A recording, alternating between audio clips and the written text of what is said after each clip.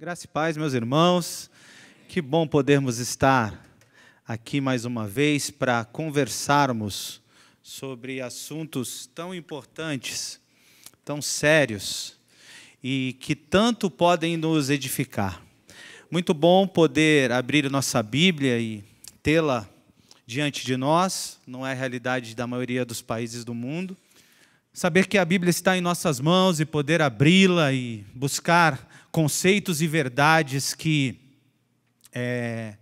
nos edifiquem, nos desafiem, é sempre muito bom e importante.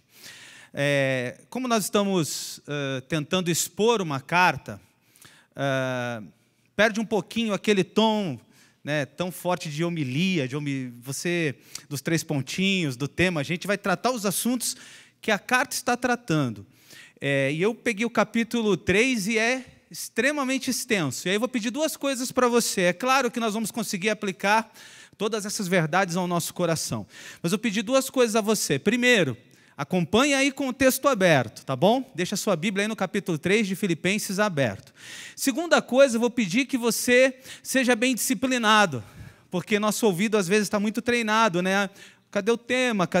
Eu vou abordar o tema que a carta vai tratando, mas esse capítulo 3, por exemplo, o apóstolo Paulo muda os temas ali de uma forma que você vai ver, né? Ele trata de muitas coisas. Então, como a gente vai expor, queria a sua atenção, queria que você tivesse com a sua Bíblia aberta e que você anotasse perguntas aí, né? Depois, se você não tiver pergunta, o pastor vai falar que o professor é ruim, aí eu fico numa situação difícil. Então, anote aí as perguntas durante a exposição. Nós vamos ler uma parte da carta e depois leremos a segunda parte para expor. Capítulo 3, a partir do versículo 1, diz assim: Quanto ao mais, irmãos meus, alegrai-vos no Senhor. A mim não me desgosta e é segurança para vós outros que eu escreva as mesmas coisas. Olha que coisa interessante. Acautelai-vos dos cães, acautelai-vos dos maus obreiros, acautelai-vos da falsa circuncisão. Porque não é que somos a circuncisão,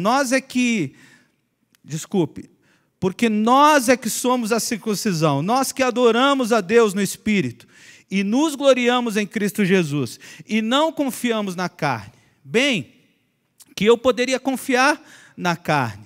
Se qualquer outro pensa que pode confiar na carne, eu ainda mais, circuncidado ao 8º dia, da linhagem de Israel, da tribo de Benjamim, hebreu de hebreus, quanto à lei, fariseu, quanto ao zelo, perseguidor da igreja, quanto à justiça que há na lei, irrepreensível.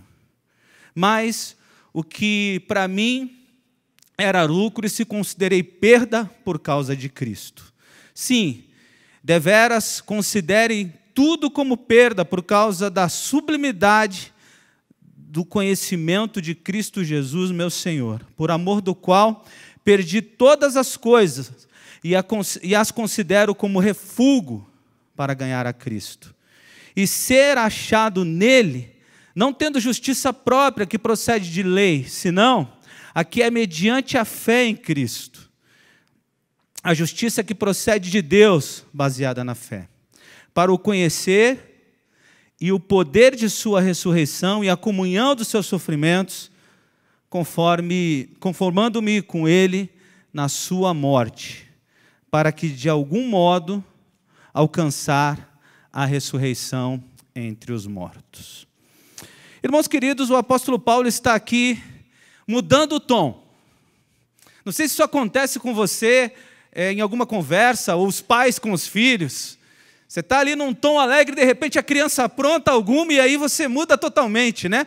A alegria, o sorriso e a voz branda muda. E o apóstolo Paulo está mudando o tom.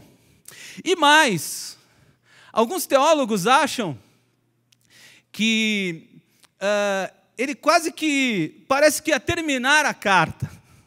Quanto ao mais, né? Vamos acabar por aqui, a carta da alegria. Mas não é isso não. O apóstolo Paulo escreve a carta aos Filipenses para tratar a alegria de várias formas e tratar a alegria vindo de várias fontes. E aqui nós vamos ver as marcas do verdadeiro cristão e a alegria de ser exortado, de ser encontrado pela verdade, a alegria de ter contato com princípios bíblicos verdadeiros. Estamos aqui na reta final da carta. E agora o apóstolo Paulo pega um tanto mais pesado.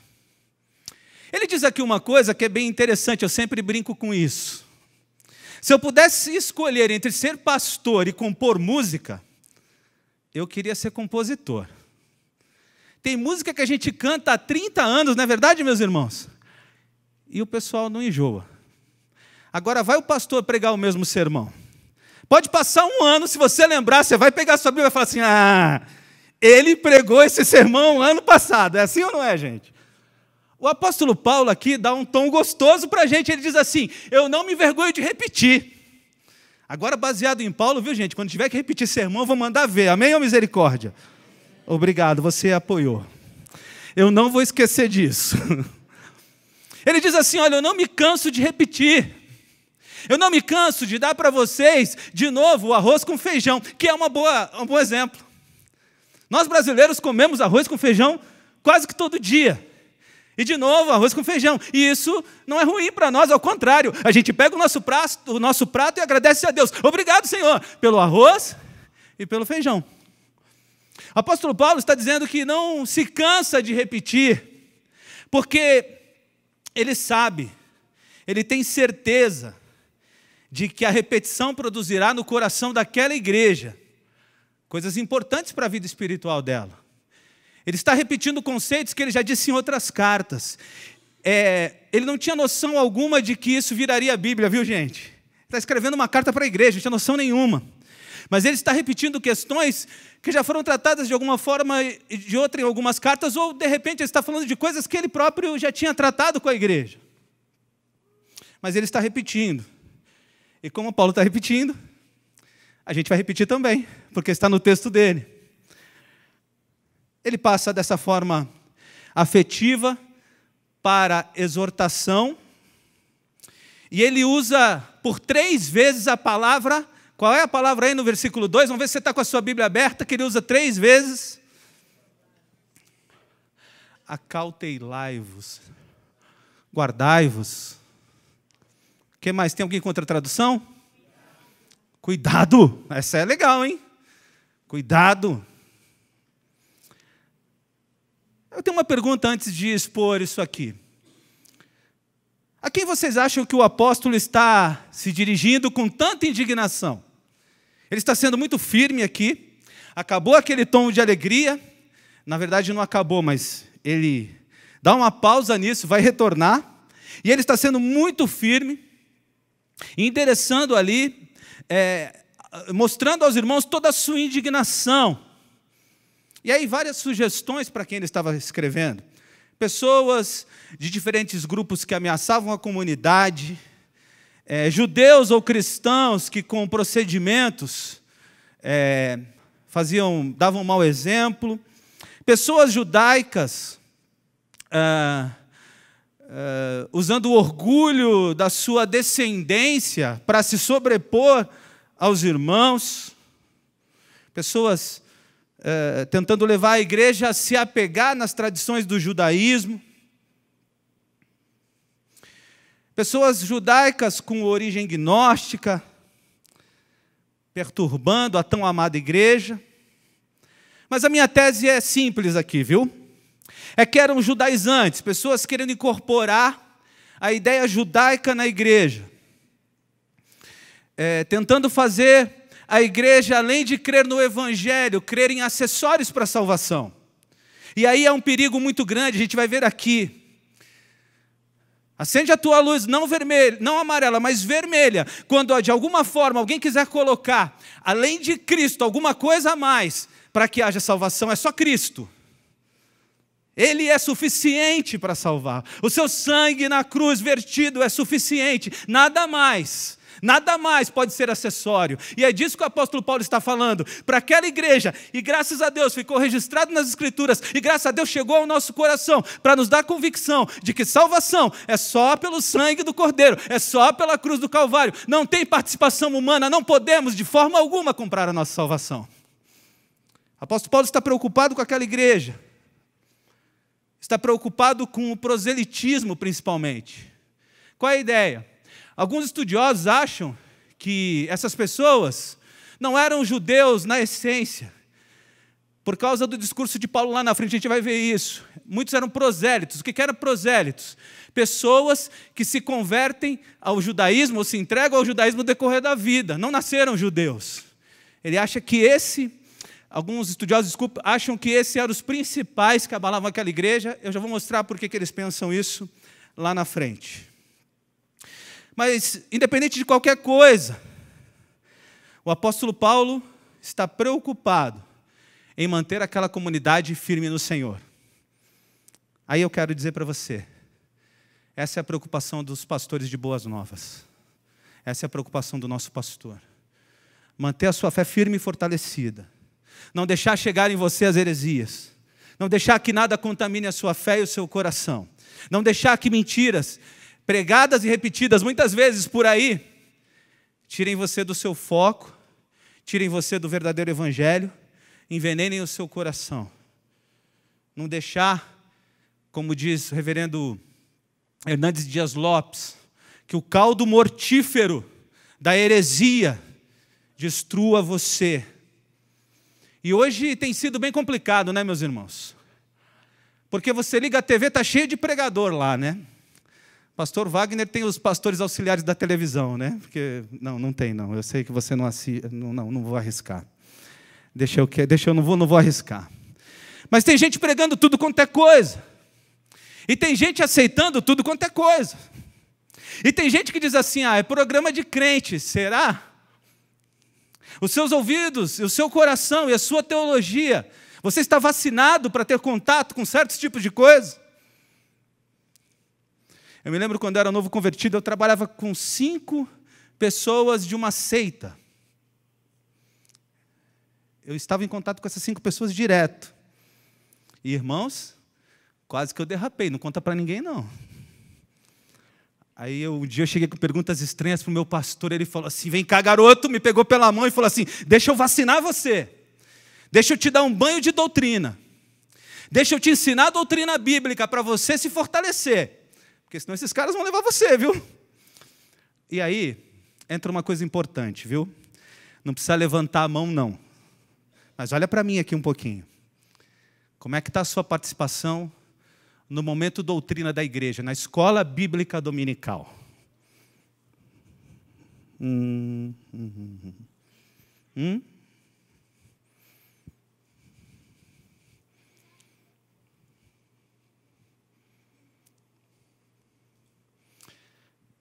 Eu não sei se aqui acontece, mas lá no litoral onde eu era pastor, tinha gente que se achava doutor em escola bíblica dominical. Eu já vi tudo, já aprendi tudo, já sei tudo.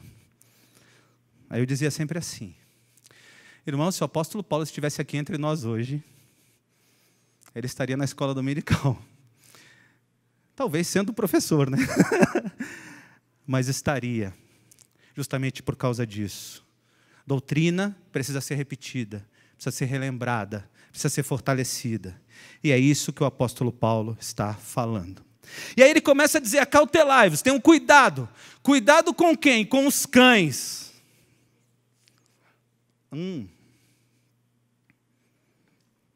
Alguém aqui já foi chamado de cachorro? Não? No nosso tempo não deve ser muito ofensivo. Eu conheço cachorro que tem vida melhor do que o humano. Vocês também conhecem? No nosso tempo, se alguém me chama de cachorro, eu quase estou fazendo assim: uau, uau, uau, uau. Eu estou quase achando que está valendo a pena. No tempo dos pet shops da vida, com a ração cara, né? Esses dias eu estava no supermercado, a pessoa passando uma ração de R$200, meus irmãos. Eu falei: nem o contrafilé que eu estou levando para o mês inteiro lá em casa não deu isso. Só que Quando o apóstolo Paulo fala de acautelai-vos dos cães, para aquela cultura era bem ofensivo, tá?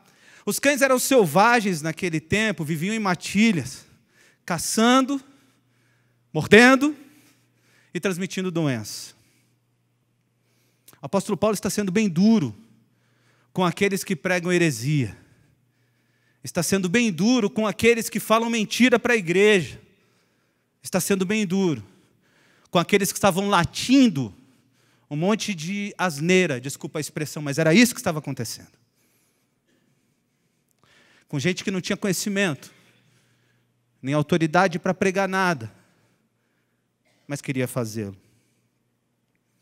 Os falsos mestres latiam as suas heresias, transmitiam as suas doenças contagiosas e achavam que eram capazes de contribuir com a salvação das pessoas, querendo levá-las a colocar acessório ao sangue de Cristo. É o sangue de Cristo mais circuncisão, era um tema muito importante lá. É o sangue de Cristo e mais alguma coisa. É interessante que é muito agressivo por um judeu ser chamado assim, ou alguém que virou judeu, porque eles chamavam quem de cães? Vocês sabem? Sabe de quem que os judeus chamavam? Quem era o grupo que os judeus chamavam de cães? Os gentios, que para eles eram impuros. Um judeu não tocava no gentio, não chegava perto dele, atravessava a rua para não encontrá-lo. E para humilhar o gentio, os judeus os chamavam de cães.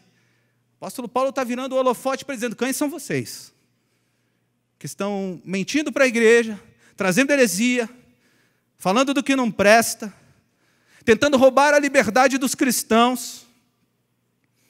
Vocês são emissários que tentam perverter o evangelho puro e simples. E aí entra um perigo também, meus irmãos. Eu fui kardecista, como alguns sabem aqui, e eu sou um evangelizador de kardecistas. Alguém me disse: tem um kardecista ali, eu quero conversar com esse camarada. Ah, como eu gosto. Se você tem alguns, me apresente. Você paga o nosso almoço, amém? E a gente conversa sobre... Tá bom, assim ficou bom. Eu me lembro de falar muitas vezes com homens assim, e eles pararem justamente nisso aqui, ó, que está dando problema lá em Filipos. Mas é só o sangue de Jesus? Mas é só isso? O que mais eu tenho que fazer? Como pode eu não ter que fazer nada? Aqui entre nós, eu não conto para ninguém não. Quem aqui já se perguntou isso? Ninguém? Vocês estão demais na teologia, hein? É mesmo que vocês nunca se perguntaram isso? Ou tiveram vergonha de me falar? É só o sangue de Jesus? É só isso? Não tem mais nada? Eu não tenho que fazer mais nada? Eu tenho uma pessoa muito amada minha que diz que não se converte porque acha que é muito pouco. Como assim é? Eu só aceito um sacrifício e estou salvo. O que eu faço? Qual é a minha parte nessa história? E aí, por isso, e por questões como essa, que ficam rodeando a cabeça do homem, eles queriam colocar acessórios à salvação. O apóstolo Paulo está batendo forte. Olha, isso não pode acontecer. Cuidado com a mentira desse pessoal. Não ouçam as mentiras. Não ouçam o evangelho que é contrário à graça. Acautelai-vos da falsa circuncisão. O apóstolo Paulo usa uma palavra aqui muito forte. Quando ele chama a circuncisão de falsa, no original, ele usa uma palavra que não é a palavra que se usava para a circuncisão. Ele usa uma palavra que dá a ideia de amputação, catatome. Ele está dizendo, eles não se circuncidam, eles se mutilam. Olha que forte, para alguém que se circuncidava há muitos anos, para alguém que acreditava naquilo, para alguém que tinha aquilo como algo importante na sua ligação com Deus, com Deus. O camarada se circuncidava e dizia com muito orgulho: eu sou circuncidado. E o apóstolo Paulo arrebenta com eles e diz que eles não são mais do que alguém que se mutila ou se amputa, porque eles estão acreditando na circuncisão que é apenas exterior, é apenas do corpo, é apenas das partes externas. A verdadeira circuncisão, meus irmãos, vamos aprender aqui, é a do coração. A circuncisão foi um tema tão importante para aquele contexto, que houve um concílio. Você é bom de escola bíblica, amém? Também não falou amém. Tá bom. Conhece um pouquinho a Bíblia, amém? Eu já ia me desanimar e encerrar por aqui hoje. Esse negócio de circuncisão é tão sério no Novo Testamento. Aconteceu o primeiro concílio da igreja em Jerusalém. Está lá em... Eu gosto que você não saiba, aí você vai sendo incentivado a vir para a escola bíblica. Eu gosto. Quando você não sabe, eu fico feliz aqui. Atos 15. Dirigido por Tiago. Que Tiago? Quem falou irmão de Jesus acertou. É aquele que não cria, meus irmãos. Dirigido por Tiago, irmão de Jesus, que se tornou líder da igreja. Qual era o assunto? Circuncisão. Porque eles tinham dúvidas. A igreja queria discutir isso. O apóstolo Paulo foi nesse concílio. E o que eles decidiram lá mesmo, gente? Não precisava. Não precisava haver mais circuncisão. Inclusive o apóstolo Paulo defende, lá em Colossenses, que o batismo substitui a circuncisão.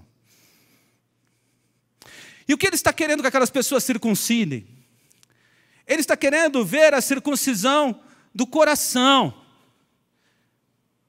Ele está dizendo que a circuncisão não é a da carne, mas do coração, daqueles que adoram a Deus de dentro para fora, daqueles que vivem verdade, daqueles que foram transformados no seu interior, daqueles que não pensam mais as mesmas coisas, não correm atrás das mesmas coisas, não buscam as mesmas coisas, aqueles que o Espírito habitou neles e fez transformação interior. A circuncisão é daqueles que glorificam a Jesus, dos que não têm confiança em si mesmo para a salvação, dos que sabem quem são e que são dependentes de Cristo para ganhar a vida eterna, dos que arrancaram de sua vida princípios que são incompatíveis com o Evangelho. Por falar nisso, você tem lutado contra princípios que são incompatíveis com o Evangelho, que tentam rondar a sua vida e o seu coração? Amém ou misericórdia? Esses são os circuncidados. Os que não confiam na circuncisão da carne, mas em Cristo. Os que sabem que transformação é de dentro para fora. Qualquer coisa que tente ser acessório, a salvação precisa ser rechaçada. Amém, irmãos? Entenderam isso? Aí o apóstolo Paulo vem com uma sacada enorme. Ele diz, tudo bem, tem um povo querendo se vangloriar por ser circuncidado, por ser judeu. Então vamos lá. Se alguém podia se orgulhar, quem era esse, gente? Versículos 4 a 6. Quem podia ter orgulho de ter credenciais espirituais? Quem era esse? Apóstolo Paulo, o antigo Saulo.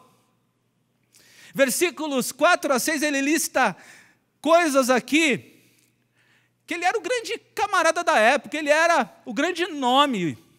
Inclusive, educado aos pés de quem mesmo, gente? Vocês estão conhecendo aí, estou gostando. De Gamaliel, um homem muito preparado, e Paulo tinha orgulho de dizer, sou da escola de Eliel, educado aos pés de Gamaliel. Ele foi circuncidado no 8º dia. O que ele está dizendo aqui, gente? Ele não chegou depois, tá? Se alguém quer se gabar aí, eu cheguei como judeu original. 8º dia eu era circuncidado. Jesus foi circuncidado no 8º dia? E agora, hein? E agora, pastor? Foi. Como todo judeu. Como todo judeu. Ele era da tribo de Benjamim. Olha as credenciais desse camarada. Sabe o que isso significa? Quem era a tribo de Benjamim? Benjamim foi o único nascido aonde? Na terra prometida. Benjamim, a tribo de Benjamim, deu a Israel o seu primeiro rei. A tribo de Benjamim era uma tribo nobre, considerada uma das mais importantes. E ele era verdadeiro hebreu. O que ele está dizendo aqui? O que eles chamavam de verdadeiro hebreu?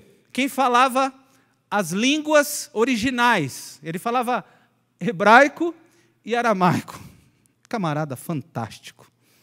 Sou verdadeiro hebreu. Eu não sou esse hebreu do doce que nasceu hoje que só sabe o grego, ele está dizendo. Vocês aí estão chegando agora, falam só o grego e querem dizer para as pessoas como elas devem proceder. Eu sou verdadeiro hebreu. Quanto à lei, o que ele era? Irrepreensível. Mas antes disso tem outra coisa aí. Fala que ele era o quê? Um fariseu. Fariseu é bom ou ruim? A palavra para a gente denota coisas muito ruins, né? Eu estou vendo os irmãos aqui da câmera como se eles estivessem cobrindo uma partida de tênis, né? Eu andando para lá e para cá, está difícil aí, né, Márcio? Eu vou tentar me controlar aqui. Quando o movimento, ou o grupo religioso farisaico começou, a ideia dele era boa, eles nasceram no período intertestamentário, quase que não saiu aqui. Eles nasceram num momento importante. Era um grupo que se apartava para viver coisas especiais diante de Deus e não aceitava aquilo que achava o grupo que Deus não se agradava. Só que isso foi ficando extremado, isso foi ficando ruim, eles se perderam. Mas o começo, no período intertestamentário, isso foi importante, isso foi louvável, eles se separaram, a intenção era boa. E entre os judeus, o fariseu era extremamente reconhecido. E ele diz, olha, sou fariseu. Com certeza, grande parte daquelas pessoas que queriam circuncidar irmãos da igreja não eram. Não era uma coisa comum. Podiam ser saduceus, podiam ser zelotes e tantas outras coisas, tantos outros grupos existentes na época. A vida de Paulo era uma vida de obediência às tradições farisaicas. E você pode ver ele falando mais sobre isso lá em Atos 22, 3, 26, 5 e Gálatas 1, 1 a 4. Depois, se você quiser, dá uma olhada aí, que ele fala mais sobre isso. Mas, olha o que ele diz aqui. Quanto ao zelo, o que ele era? O que é zelo? O judeu, e principalmente o fariseu, ele tinha um termo, ele tinha como regra, alguém que é um bom religioso, ele zela por sua religião, ele defende a sua religião com a própria vida, ele faz de tudo para que ninguém se sobreponha à sua religião. Quanto ao zelo, ele fazia o quê, gente? Perseguidor da igreja. Mas não era um perseguidor qualquer. Eu não sei se essa corrente é correta, depois a gente pergunta para o mestre, pastor Manuel ali, mas eu acredito que seja. Algumas pessoas dizem que provavelmente Paulo liderava aquela comitiva que matou Estevão. Ele vai me corrigir, ele vai dizer, não era Paulo não, era Saulo. Tá bom, pastor, era Saulo. Provavelmente ele liderava aquela equipe, porque as vestes do morto foram colocadas aos pés dele. Então ele não era qualquer perseguidor da igreja. Ele foi a Roma pedir cartas e autorização para que ele liderasse aquela comitiva. Ele não era qualquer perseguidor da igreja, ele era provavelmente um líder, ou um dos líderes perseguidores da igreja. Quanto à justiça, na lei, irrepreensível. Ele não está querendo dizer aqui que ele cumpria toda a lei, até porque ele defende que isso não é possível. Ele está dizendo que a vida dele, as buscas dele, estavam focadas, estavam apontando para o cumprimento dessas leis. O apóstolo Paulo era alguém cheio de credencial, mas ele fala aqui algo para a igreja e para os judaizantes refletirem. Deixa eu perguntar aqui uma coisa, você acha que ele queria destruir os judaizantes? O que você acha que Paulo queria escrevendo isso? Quando você lê, você acha que ele queria o quê? Ele queria que eles fossem transformados, ele queria proteger a igreja, mas ele queria que o evangelho também alcançasse aqueles camaradas. E aí ele ensina aqui a igreja, os judaizantes e cada um de nós, ele ensina o valor do evangelho. Você está com a sua Bíblia aberta aí? Versículos 7 e 8. Alguém pode ler em voz alta para a gente, por favor? Olha o valor do evangelho, que coisa linda, gente.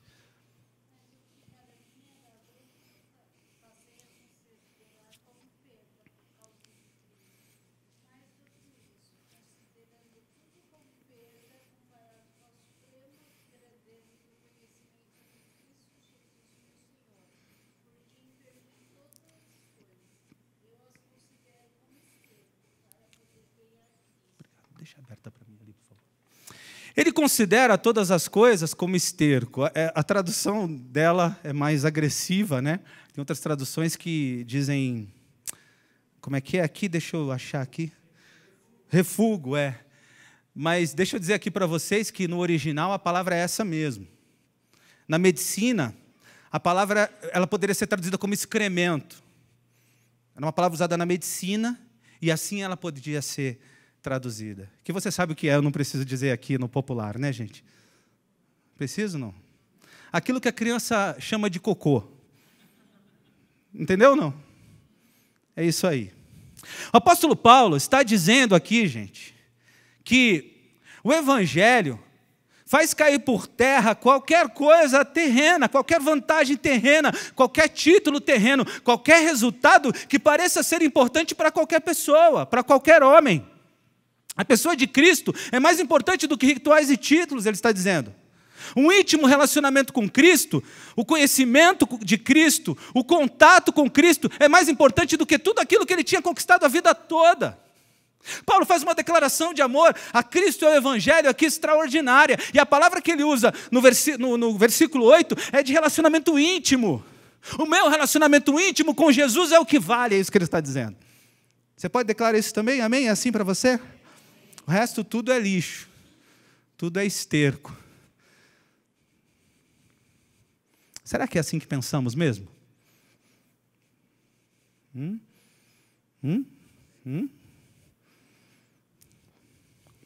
Onde está o teu coração, aí está o teu tesouro. Uma vez eu perguntei para um pastor, muito experiente, como eu fazia para saber se minha vida espiritual estava legal. Tem algum teste? Ele disse para mim assim: qual é a coisa na sua vida que você gasta mais tempo? Faz uma lista das coisas que você gasta mais tempo. Provavelmente essas coisas são mais importantes para você. Aquilo que você gasta mais tempo é aquilo que você mais dá valor. É aquilo que você, sem perceber, dá mais de você para aquilo. O tempo é uma coisa fantástica, irmãos. Não dá para comprar mais, não dá para repor. É por isso que Deus nos pede o tempo, viu? Deus pede tempo porque é a coisa mais preciosa que nós temos. E é engraçado que, ao mesmo tempo que Ele pede o nosso tempo, Ele nos dá o tempo dEle, o tempo todo, né? Desculpa aqui a redundância. Ele nos dá o tempo dEle a hora que nós quisermos. Era para ser o contrário. Era para a gente falar assim: Deus, eu posso marcar uma audiência com o Senhor? E Ele pegar a agenda dele e dizer assim: eu já vou atender o pastor Manuel, eu vou atender o Alípio, que está cheio de problema, aquele Alípio, e depois eu atendo você.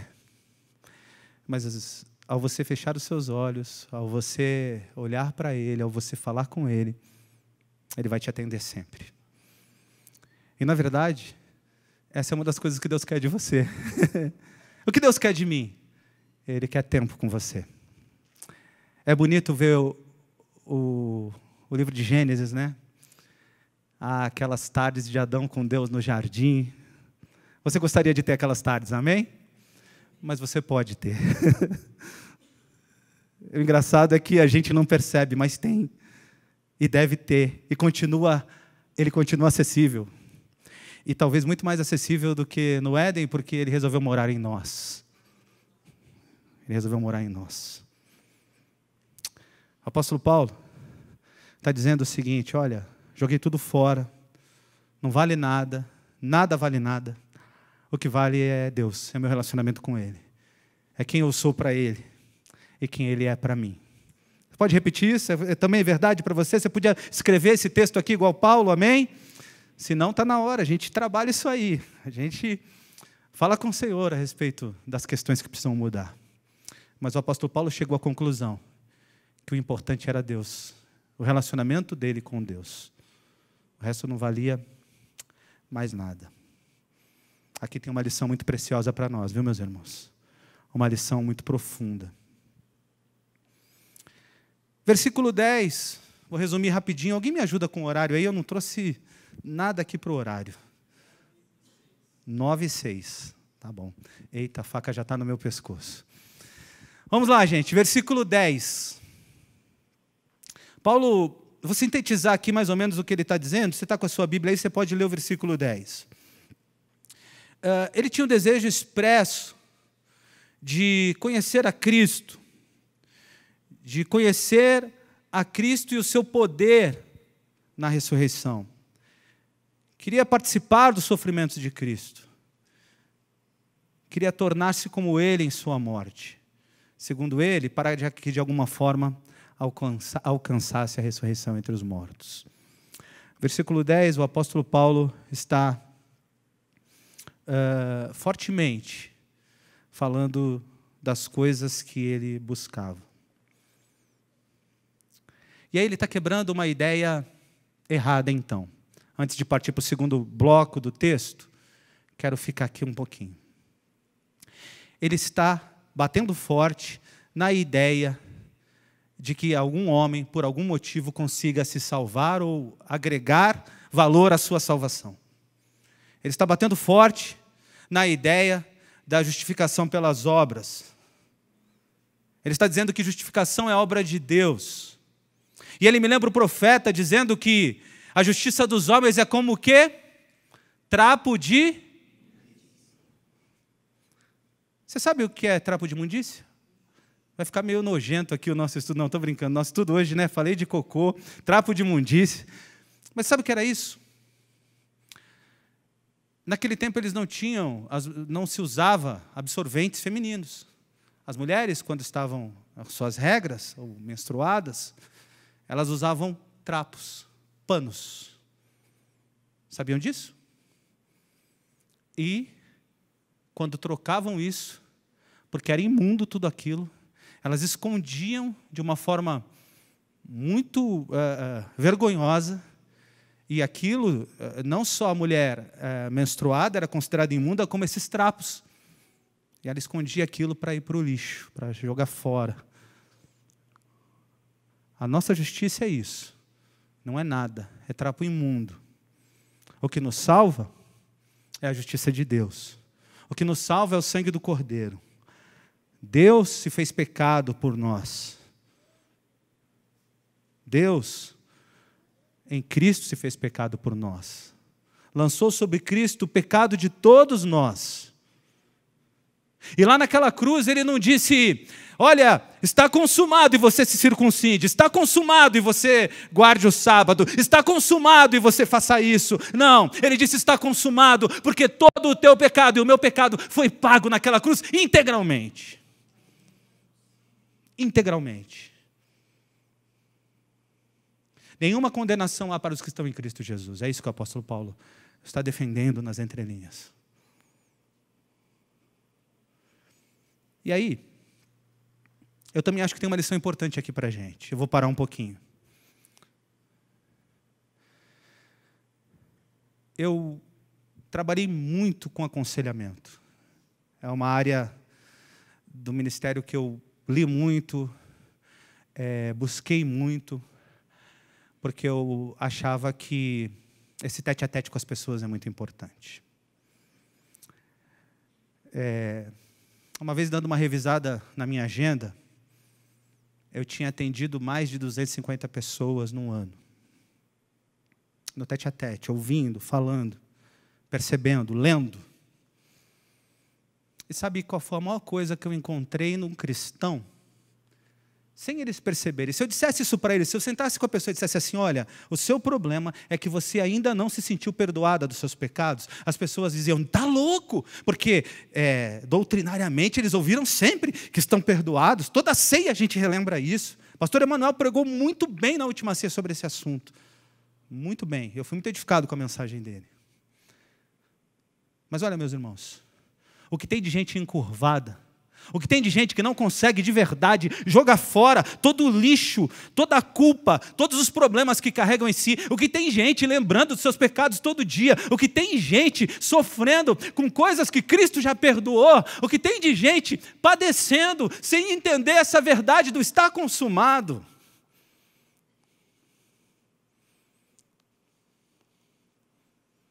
Que tal hoje?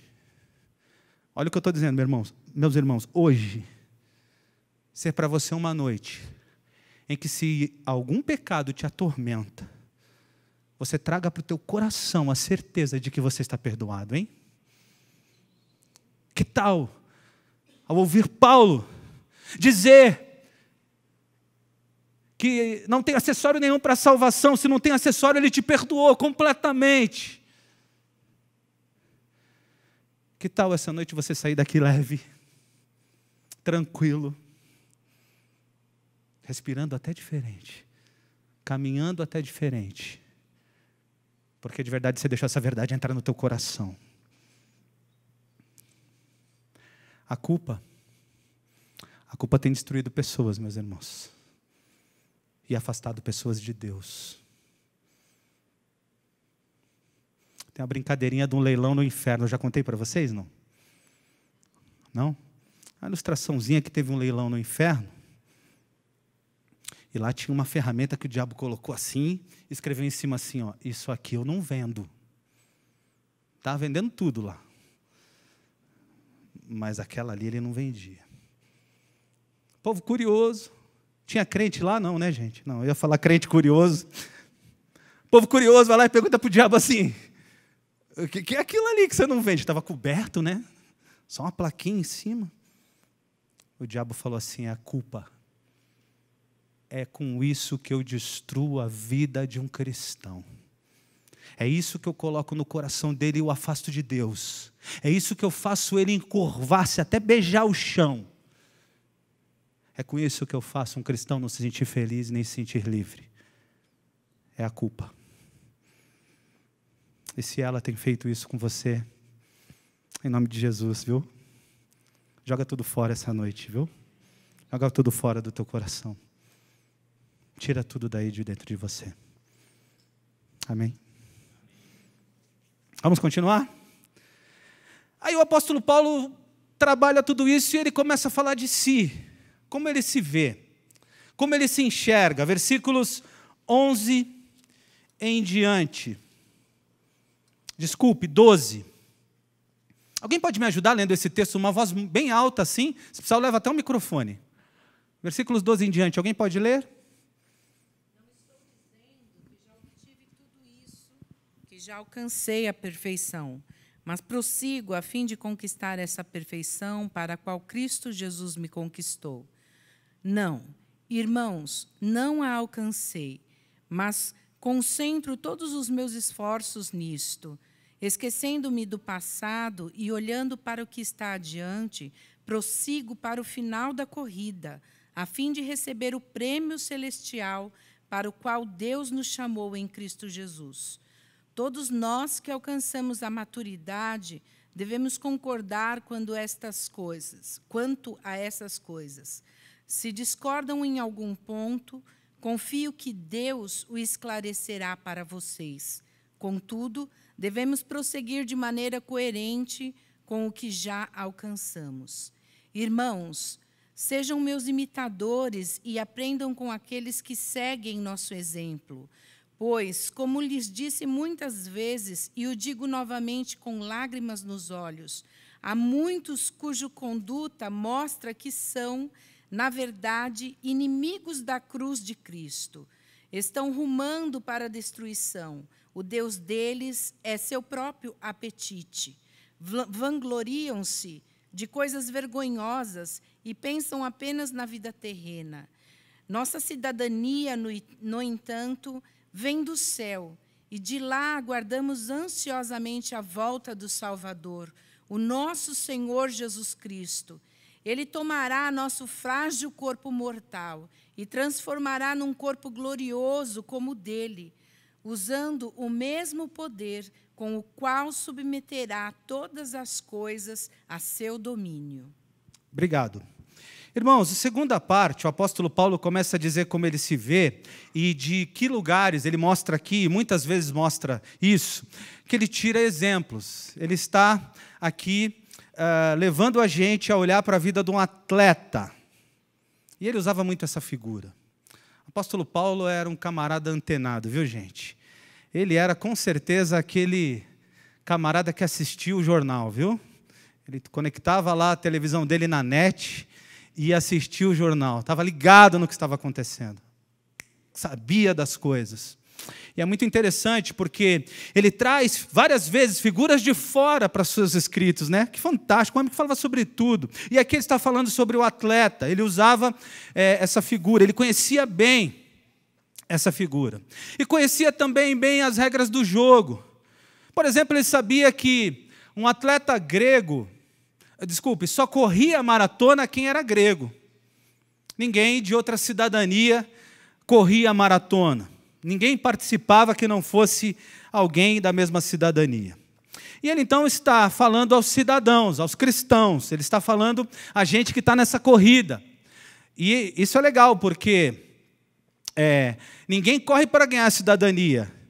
A gente corre porque tem cidadania, entende? A gente trabalha pelo Evangelho, a gente vive o Evangelho, porque nós somos cristãos. É legal o Tiago falar sobre isso, a fé e obras. É interessante pensar nessa questão. Tudo que fazemos, tudo que nos envolvemos é resultado da nossa salvação e do Espírito em nós, nos compelindo, nos empurrando para nos envolvermos com a obra do Senhor. E conhecendo essa metáfora, ele usava aqui alguns sentimentos do atleta. Ele primeiro diz assim, olha, eu ainda não alcancei, ou não que eu tenha alcançado ainda o que eu quero. Meus irmãos, se tem uma coisa que nunca vai dar certo num atleta, é um atleta que está satisfeito. Nunca vai dar certo. Um atleta precisa ser desafiado todo dia. Ele precisa bater aqui um tempo hoje e amanhã ele precisa correr atrás de um tempo menor. A insatisfação é uma característica muito forte no atleta. E o apóstolo Paulo está insatisfeito com algumas coisas. Ele está se comparando com quem aqui, gente, quando ele está insatisfeito? Com Jesus.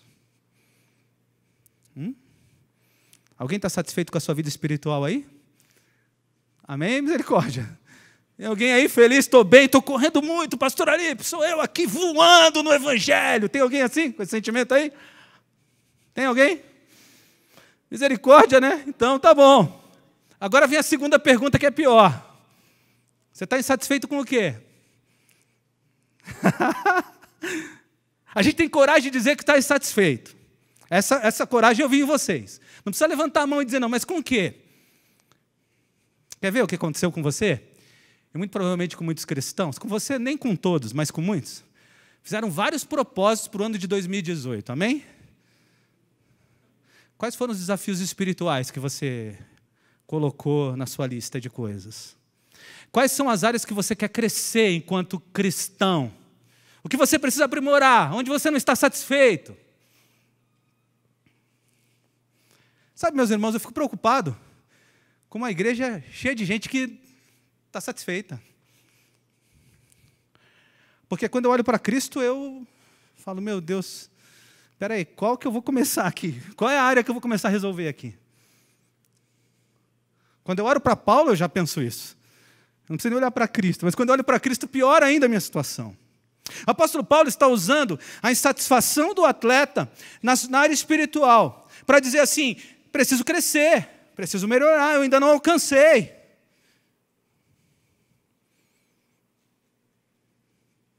Você tem se desafiado? Tá bom, vou fazer aqui uma enquete. Eu prometo que eu não conto para ninguém. Câmeras, me peguem só aqui para ninguém ver eles levantando as mãos, tá bom? Quem aqui gosta de pessoas que falem mal de si? Levanta a mão. Quando alguém fala mal de você, você não gosta, é isso? Acertei? Tá bom. Quem não falou mal de ninguém no ano de 2018, levanta a mão. Tchau, boa noite, Deus abençoe. A gente vai fazendo coisas, eu brinquei aqui com uma coisa que parece simples, mas não é. Precisamos colocar diante da gente os nossos desafios espirituais, nos olhar de verdade no espelho, ver as nossas fraquezas e chegar e dizer assim, é nisso que eu vou crescer. Não estou satisfeito com isso aqui, não. Vou treinar isso aqui. Vou melhorar nessa questão. Quantos desafios você vai colocar aí na sua lista hoje? Mas vamos ver como Paulo ainda lidava como atleta. Ele descreve como ele se vê. Ele usa a ideia da insatisfação, mas usa a ideia do foco. Ele diz assim, uma coisa faço. Foco. Tá bom, você não vai colocar 10 coisas na sua agenda de mudanças e crescimento espiritual. Do que é a conferência mesmo, pastor Emanuel? Qual é o tema da conferência? É o quê? É crescimento pessoal, crescimento espiritual, é isso mesmo? Isso, então você vai sair daqui com uma listinha, amém? Ô misericórdia. E nessa listinha, qual é o foco? Qual é a área que você vai falar assim, tá bom, eu tenho mentido muito, vai ser a mentira que eu vou cuidar. Sabe, eu aprendi do meu pai que homem olha mulher, né? Não pode ver uma mulher bonita, eu tenho olhado muito. E isso não é bom. Isso vai me levar a pecar. Quando eu entro no meu computador, ainda bem que ninguém está vendo. Eu não sei.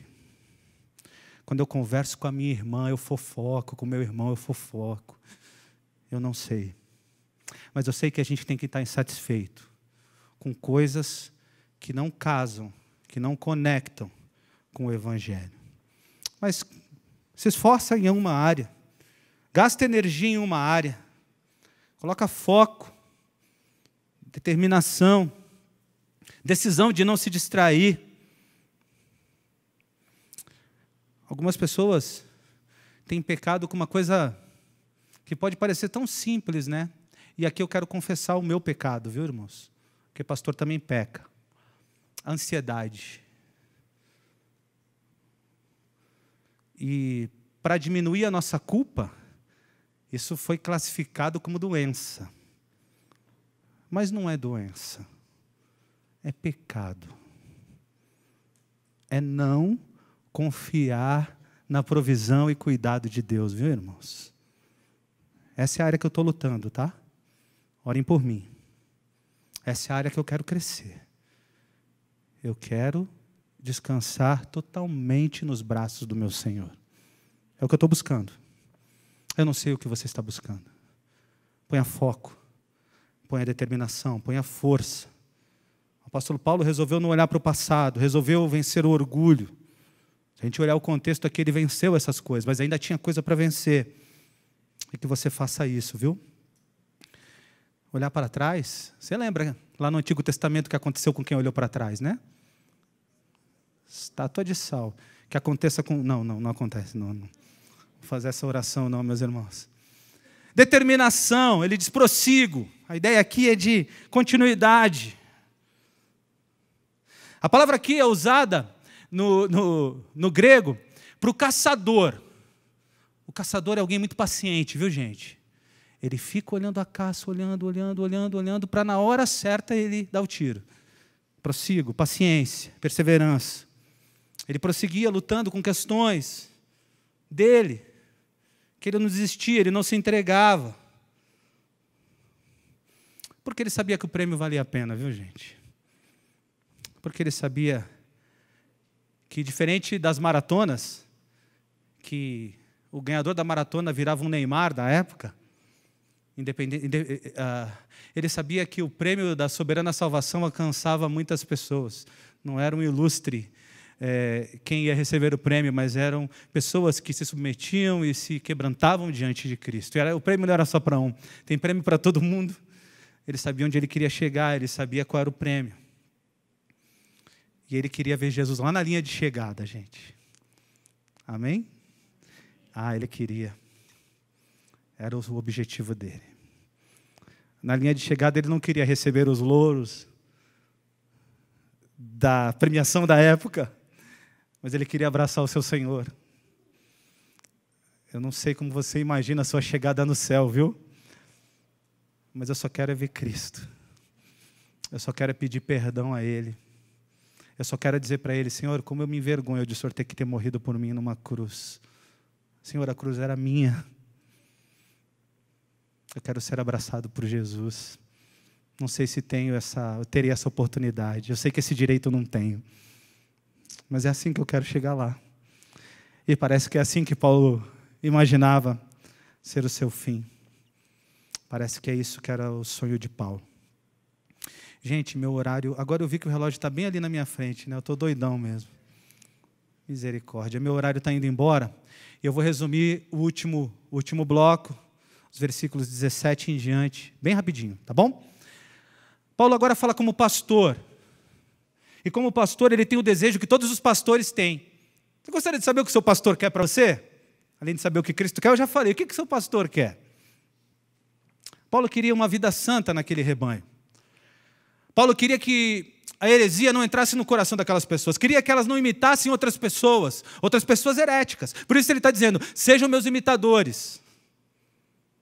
Forte isso, não é verdade? Forte isso. Ele está se apresentando como alguém que pode ser seguido. E se algum pastor não pode se apresentar assim, eu não vou continuar a frase. Mas é complicado. Ele está se apresentando como modelo. Sede meus imitadores, como eu sou de Cristo. Interessante como sempre estamos imitando alguém ou alguma coisa. Lá em casa, a minha tristeza com a minha mãe era quando minha mãe me comparava com meu irmão. Eu já contei aqui que meu irmão é superdotado. Contei para vocês, não? Contei? Meu irmão é gênio. É mesmo. Na escola, procuraram mandar ele para outro lugar, porque ele terminava a lição em 5 minutos e ficava batendo nos outros. Eu dizia, isso não é gênio, isso é mal educado. Mas falavam que era gênio, vou fazer o quê? E eu ficava muito bravo, porque eu não conseguia tirar as notas daquele cara. Eu não conseguia ser igual aquele cara. Meu cérebro não é daquele jeito. Eu não sou assim, eu dizia. E a minha raiva, eu dizia sempre, quando eu tiver filho, eu não vou comparar.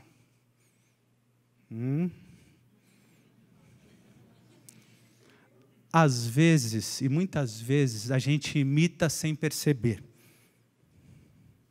Você viu? E na reação você faz. Esses dias eu estava com os 2 filhos, eu falei, Gabriel, você tem que ser igual ao seu irmão. André olhou para mim, minha esposa, e eu continuei. E aí ela delicadamente deu um pisão no meu pé, assim, sem eles verem. Aí eu, meu Deus. A gente sempre está imitando. Imitando o que os nossos pais fizeram, o que alguém fez, sem perceber. Por isso, imite a Cristo. Imite aos seus pastores, aos seus líderes. Esse é o caminho, imite gente boa. Para de imitar o que não é bom, viu?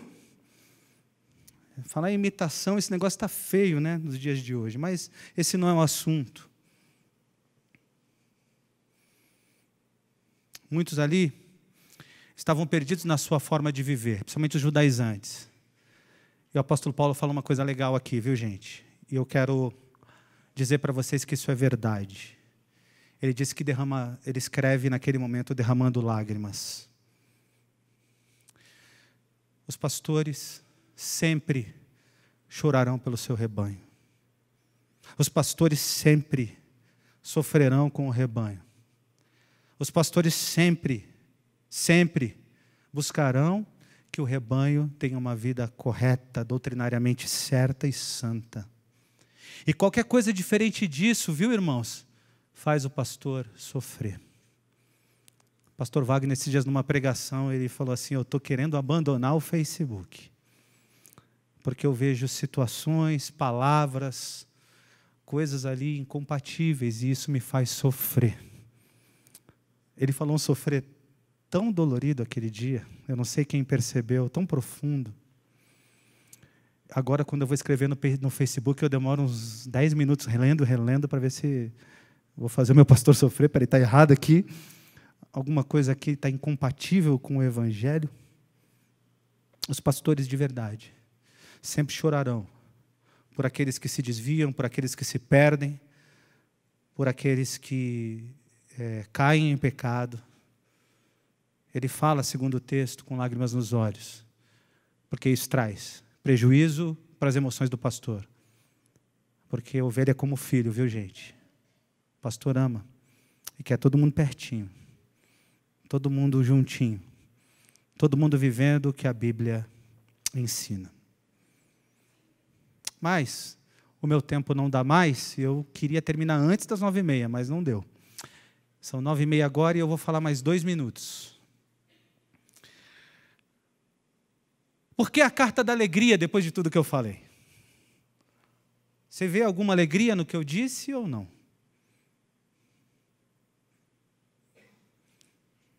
Primeiro, eu queria corrigir uma distorção que está no nosso coração.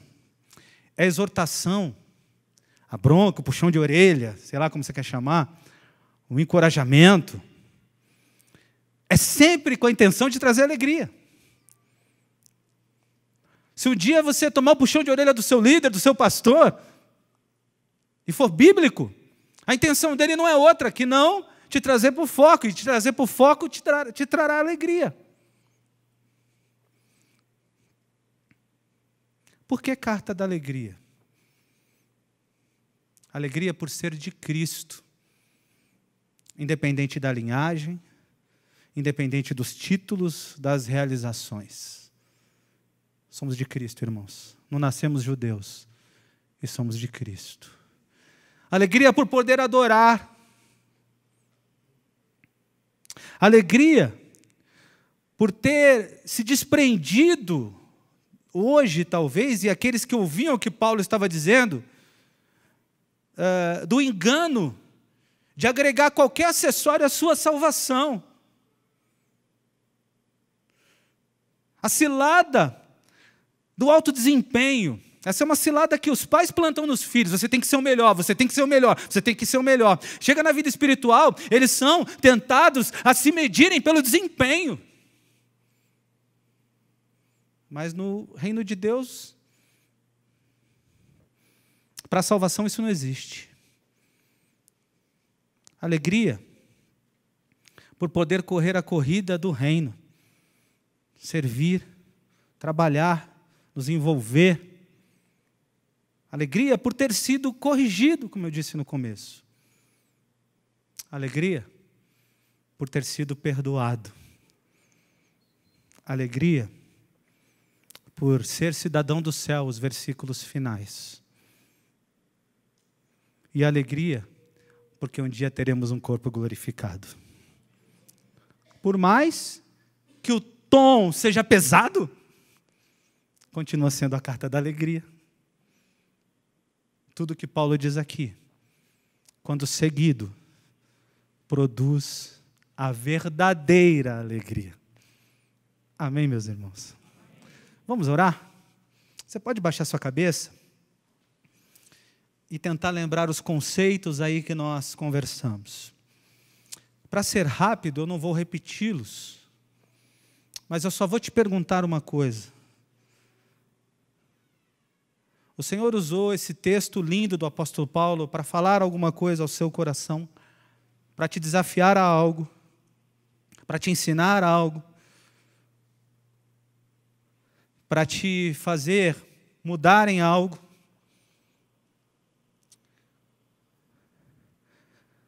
Se isso aconteceu, eu queria convidar você a ficar de pé aí no seu lugar e orar comigo.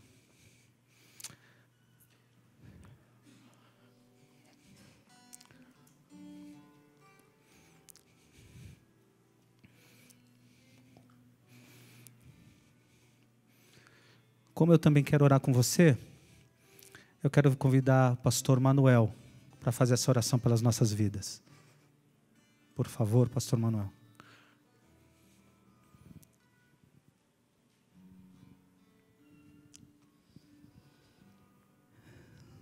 Senhor nosso Deus, a Tua palavra, da maneira como foi exposta, é um desafio para nós. Realmente nós nos sentimos extremamente desafiados quando a Tua palavra nos exorta a que fôssemos tal como Cristo. Ficamos extremamente estimulados e confrontados quando a Tua palavra diz que fôssemos santos como o Senhor é santo. Obrigado, Pai, porque nós temos essa oportunidade de sermos confrontados por ela. Realmente a Tua palavra é o que ela diz acerca de si, é o martelo que esmiuça a pedra. E nós nos sentimos assim, ó Deus, não só nesta noite, mas nesses dias em que podemos sorver esse conteúdo de Paulo ali falando aos filipenses. Ajuda-nos, ó Deus, nós precisamos muito de Ti, nós precisamos muito da Tua ajuda, precisamos muito da Tua força, porque nós temos que crescer muito. Nós nos sentimos também incomodados, como Paulo sentia-se incomodado, sentimos-nos também, por estar onde estamos, por fazer só o que fazemos, e por não fazer aquilo que precisávamos fazer. Por isso, Pai, mais uma vez te pedimos, não só te pedimos, mas clamamos a Ti, que o Senhor, através do Teu Espírito, ilumine a nossa mente, e nos faça tornar verdade no nosso dia a dia, no nosso pensar, no nosso falar, no nosso caminhar, enfim, ao operacionalizar cada ênfase da nossa vida, à luz da Tua palavra. Obrigado, ó Pai, obrigado pelo pastor Alípio, que nos ajudou e muito nesse mistério. Perdoa-nos, ó Deus, mais uma vez, por aquilo que fazemos e não deveríamos fazer, e por aquilo que não fazemos e deveríamos fazer. Oramos assim em nome de Jesus. Amém.